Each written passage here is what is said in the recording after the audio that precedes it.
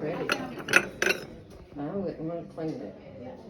No, Wouldn't that, what was it I had that I thought I needed a silver plate for? I think that was, oh, that was heavy. How much is that? It's cute. Oh, it's $20. Oh, let me see. That is heavy. There's something I thought I had a silver plate to put on. I can let you borrow it. I got one. Oh, you got one? I don't know if it might be tarnished. It was one I had when Fox gave me when I got married. It was still in the box. But I never got rid of it. Let me think about this one. No, there is a primer. It was there this morning. Okay, I like that. Okay, that's see how much that is? I like that. It's cheap between. Well, let's just think. Okay. It's gorgeous. That is good. I just think that's good. Very nice.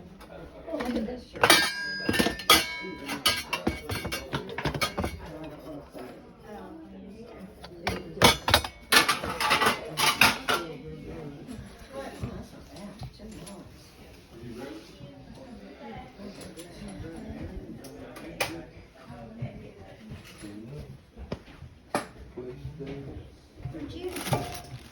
She don't like dishes, I don't know why. Don't have to fry them.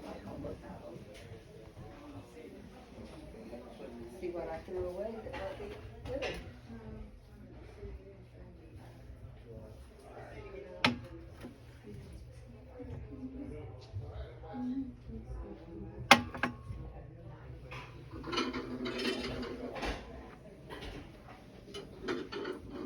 Well, today it'll be $1. Everything's 25%.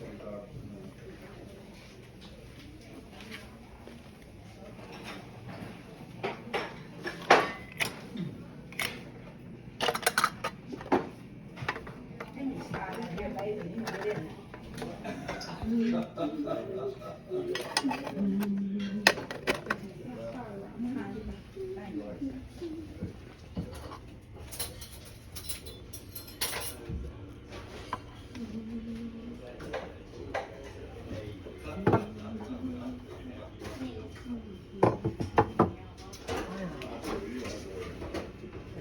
I know where she stored all these boxes.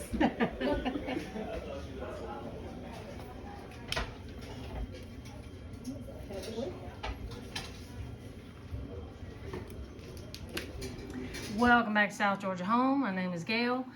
I'm gonna spare you the burden of looking at me today because I am a hot mess times two myself for doing that. Anyway, we're gonna get started with the first estate sale we went to. I did find a couple of needlepoint Christmas stockings. One had a beagle on the front and one was like a black cat. The whole stocking looked like a black cat, but needlepoint. Both of them done needlepoint. I don't think they were really old, probably newer stuff. Those went to the booth straight away, but I'll show you what else I got. We bought this pitcher. Now this will eventually go to the booth. I like the shape of it. This is not my kind of style here, the splatter look. It does say Kramer Mold 1971 on the bottom, and it does have the name of the lady who made it, Joanne Shipes, I believe. But yeah, I like the color of it. I like the color. I like the blue-green look. I just don't like the splatter. So that'll be going to the booth. I did find, she had a few, not a lot in this house. It was not super, super packed. What was old that I got was out in the shed. They had a few vintage linens. I did partake of a couple of things, and this is one of them. This is a baby or a little girl's bonnet. You can see it's really little, in good shape. I don't know if a kid wore it a whole lot, but it's in pretty good shape for a little girl's bonnet. I also got a grown girl's bonnet in this denim looking blue.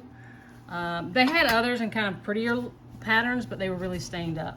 This was more of a kind of a denim blue look. It's not denim, it's cotton, but it's really, really thick and really well made. So there is that.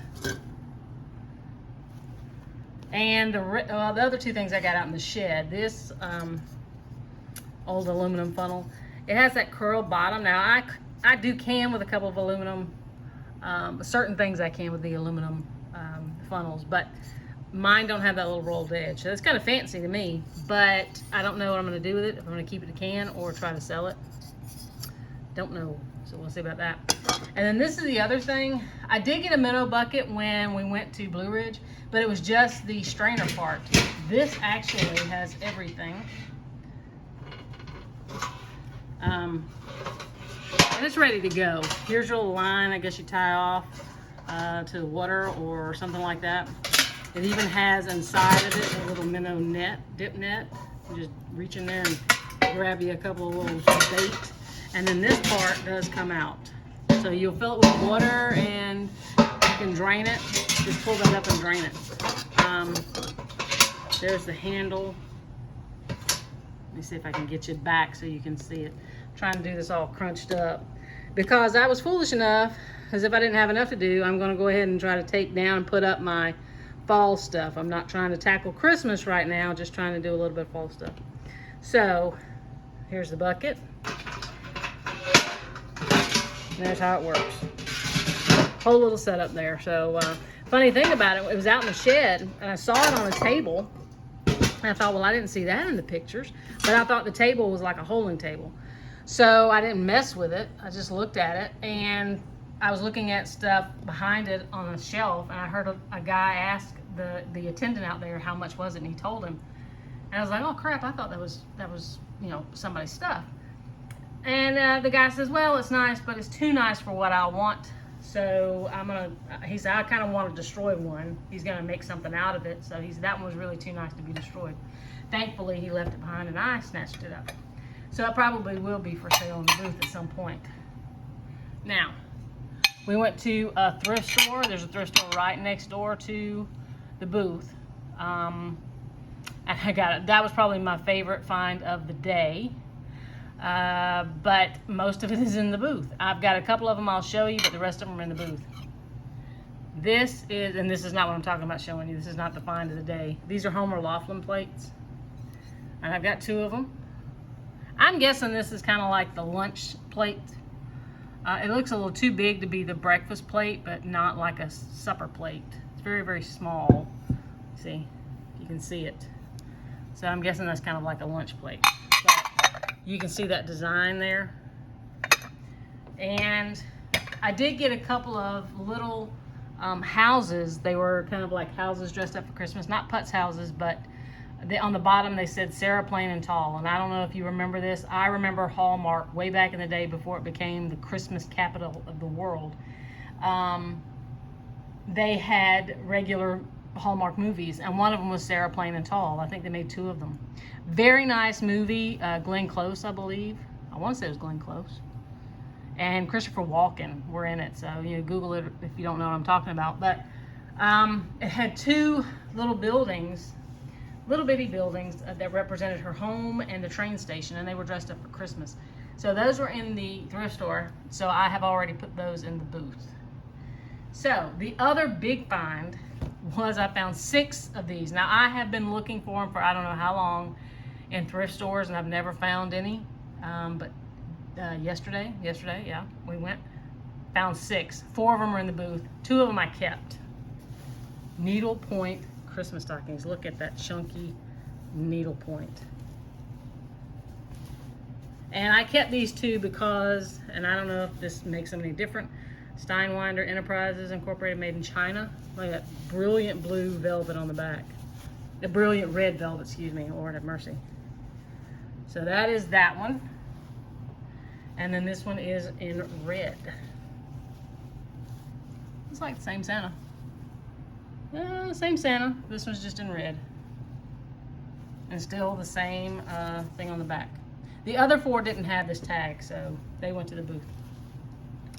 And I'll try to back you up so you can see that one and hold it too. But I love the look of those needlepoint stockings. Yeah, the 4 of them for sale in the booth. Those 2 will stay with me. Now, the other estate sale we went to the thrift store last, but the other estate sale that we went to, it was the second day for them, so they were 25% off. And there was a house packed of really neat things. Some of them were gone the day before. I found this, and I believe it says Flint. Let me see if I can get my fat hand out of the sunlight for you, if I can get it. Flint. I thought it was kind of cute for that pink handle, and that has got some substance to it. It's a potato masher. But I thought that pink to me, it seems 50s. I don't know, I could be wrong. Then Jason picked out this bag, and I want to say it was because of these 2 Atlanta Olympic pins. There's 2 of them in there. The rest of it's just kind of junk. Beads and that kind of thing, a couple of old buttons, but nothing really to write home about. I think he got a book too. And I got a little ceramic figurine doll that is in the booth. I don't have a picture of it. I think that was it. I don't know. My mind today is just not where it should be. I did pick up this calendar. They had a lot of ephemera. They had like bags of old Christmas and Valentine's and happy birthday cards from the 40s and 50s. They had them bagged up in gallon Ziploc bags. There was one bag that was $40 and another one was $60. Even at 25% off, I just couldn't make myself do it. So I did pick this up though, but when I got to looking at it, I'm kind of disappointed. It seems authentic and real for the time period. Just looking at the old staples.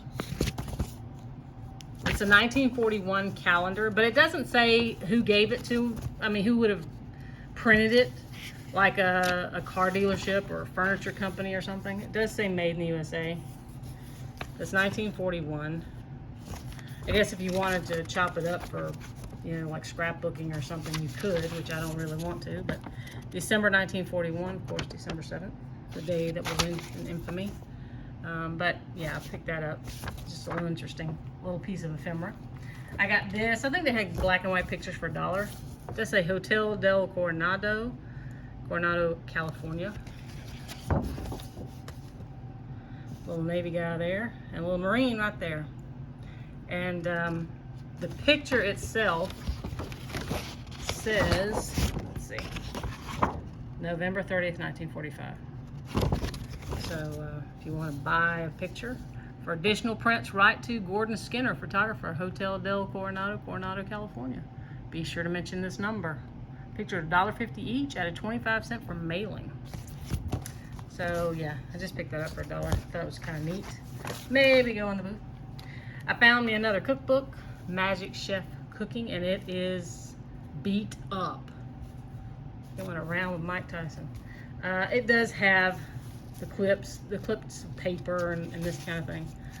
Copyright 1936. Started in 1924 all the way down to 1936. And I do think there is a chocolate pie recipe I want to try in there. There's someone's skillet cookies, no-bake skillet cookies. But I love the pictures. You can see just how everything looked. The book does not want to cooperate. Look at that. Just beautiful. Beautiful. Anyway, it's full of little clippings, that kind of thing. So that's one of the things I love about old cookbooks. Handwritten recipes or clippings out of newspapers. Now, this did have some linen as well. I didn't spend a whole lot of time going through the doilies and napkins and all that kind of thing, but I did find this. That was interesting. My husband's name's Jason, so it has a J. Now, it is a ladies' quality handkerchief. So not for him, but it is pure cotton. Seward Excellence. I don't find a barcode on it anywhere. So,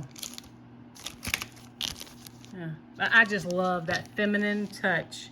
If you have a J in your name or your name starts with a J, that's just beautiful to me. I wished it was a G, but it's not. It's J. So, just beautiful.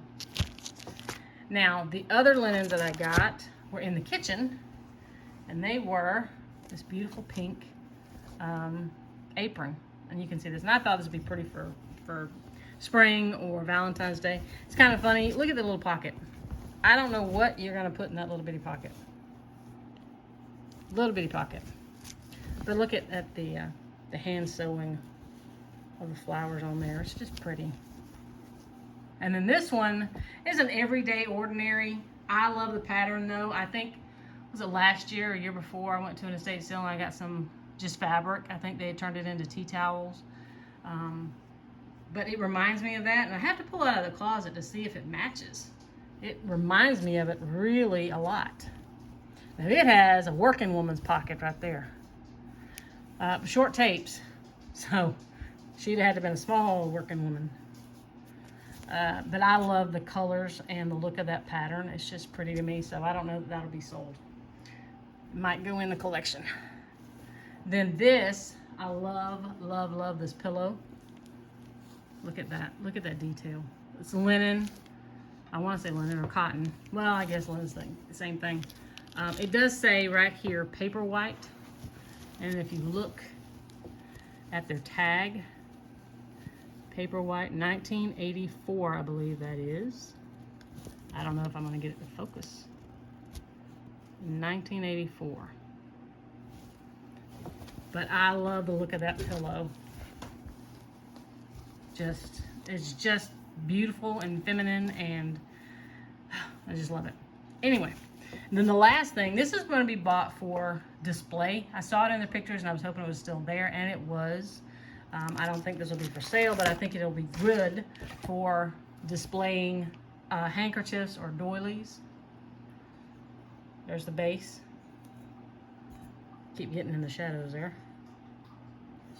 And then there is the holders. Let's see if I can get it back so you can see it a little better. I'm trying to do this at the table because that's the only place I have right now. But you can see it's kind of flat on the back side. They go straight across. I thought it was bent at first, but I'm beginning to think that's the way it's supposed to be. I think it's too short to be a tie rack, but I think it's just right for handkerchiefs. And they had a handkerchief displayed on it, but it was like a $4 handkerchief, and I said, no way. I'm not paying $4 for one handkerchief. So, I believe that's it for our haul. What I didn't forget to take a picture of that I left in the booth.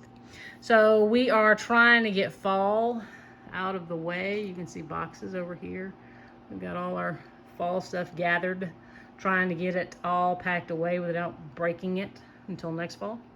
And start concentrating on next week is Thanksgiving. And then after that, it'll be decorate for Christmas. So, thank you for watching us here at South Georgia Home. I know this is not the best setup.